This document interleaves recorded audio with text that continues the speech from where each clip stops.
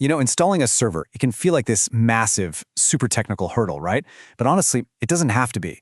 In this explainer, we're going to break down how to install Windows Server step by step and turn what seems like a complex process into a really clear roadmap. This isn't just about clicking buttons. It's about understanding why each step is important. Because that's really what a server is. It's the brain of a network. Think of it as the central command center for sharing files, hosting applications, well, pretty much anything you can think of. It's the thing that takes a bunch of computers and turns them into a powerful, connected system. So let's get that brain up and running.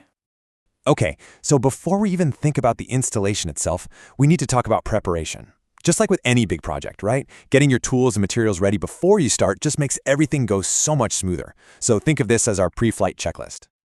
First up, let's talk about the physical stuff. Obviously, you're going to need a computer that meets the minimum hardware requirements, and you should definitely double-check those on Microsoft's website. Then you need your installation media. For most people, that's going to be a USB flash drive, at least 8 gigs. Or, if you're going old school, an optical drive and a dual-layer DVD will also do the trick. All right, now for the software side. The key ingredient here is the Windows Server ISO file. This is basically the digital blueprint for the entire operating system, all packed into one file. You'll also need a way to license it. That could be a classic product key, or with newer versions, you can actually link it to an Azure subscription and do a pay-as-you-go model.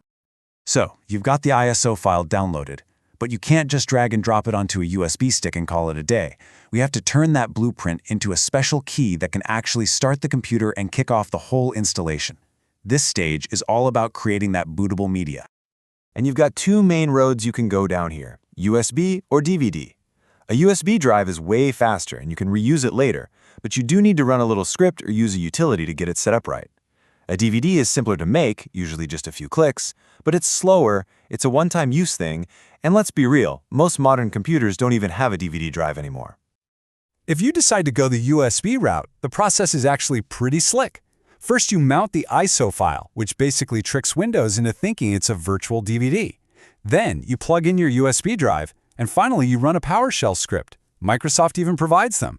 This script does all the heavy lifting. It formats the drive correctly and copies all the necessary files over. Now, when that script is formatting your USB drive, you actually have another choice to make, NTFS or FAT32. NTFS is the modern standard for Windows. It can handle huge files, no problem. FAT32 is an older format, but it's more universally compatible, which can be useful for some older hardware. But it has one very big, very important limitation. And that limitation is 4 gigabytes. FAT32 just cannot handle a single file that's bigger than 4 gigabytes. Now, that might not sound like a big deal, but it becomes one when you meet the most important file in the entire Windows installation. The problem is a file named install.wim. This beast contains the entire core operating system, and yep, you guessed it, it's almost always bigger than 4 gigs. So if you have to use FAT32 for some reason, you'll need to use a special command to split that massive file into smaller chunks. Don't worry, the installer is smart enough to find all the pieces and put them back together during setup. All right, your installation media is locked and loaded. But now we have to tell the computer to actually use it instead of its regular hard drive. And to do that, we need to get past the machine's gatekeeper, the BIOS. The BIOS is basically the first piece of software that wakes up when you hit the power button. Its job is to do a quick roll call of all the hardware, make sure everything's there, and then decide where to look for an operating system to start. By default, it's going to look at your main hard drive, but we need to change its mind. So to change the boot order, you just reboot the computer. The second it starts back up, you'll want to start tapping a specific key. It's usually F2, F10, F12, or the delete key. It really depends on the manufacturer. This gets you into the BIOS settings. From there, you just need to find the boot order menu and move your USB or DVD drive right to the top of the list. Save your changes, exit, and the computer will restart again, but this time, it'll boot from your new installation media. And here we go. This is the main event. All that prep work was leading up to this moment. It's time to actually walk through the installation wizard. This is the screen you've been waiting for. This is the proof that all your prep work paid off. When the computer boots from your USB or DVD, it'll pause and show this message. Just tap any key on your keyboard and you're officially heading into the Windows Server setup. The first few screens are pretty simple stuff. You'll pick your language and keyboard layout, confirm that yes, you want to install Windows Server, and then handle the licensing part. After that, you'll get to choose the exact edition you want to install, like Standard or Data Center. Okay, now you've reached probably the single most important choice you'll make in this entire process: desktop experience or server core. Desktop experience gives you that familiar graphical interface. A start menu, icons, a mouse pointer. It's way easier if you're just starting out. Server core, on the other hand, is the lean, mean, command line only version. It's more secure because there's less to attack, and it uses way fewer resources. This is a big strategic decision about how you plan to manage the server down the road. We're in the home stretch now, I promise. You'll click to accept the license terms. Then, when it asks for the installation type, you'll pretty much always want to choose Custom to do a fresh, clean install. You'll pick which hard drive or partition the server is going to live on, click Next, and that's it. The system completely takes over from here, copying files and rebooting a couple of times. After the final reboot, you've got one last, and I mean crucial step.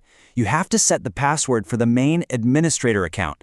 This is the master key to your entire server kingdom, so please, make it a strong, complex password. And with that password set, you did it. Mission accomplished. The core installation is officially complete. Your server has been born and it's ready for you to start configuring. Seeing that final login screen, that's your finish line. You've successfully navigated the entire process, all the way from a single ISO file to a fully up and running server operating system. So let's just do a super quick recap of the journey, shall we? It really all breaks down into 4 simple phases. First was all the preparation. Second, creating the bootable media.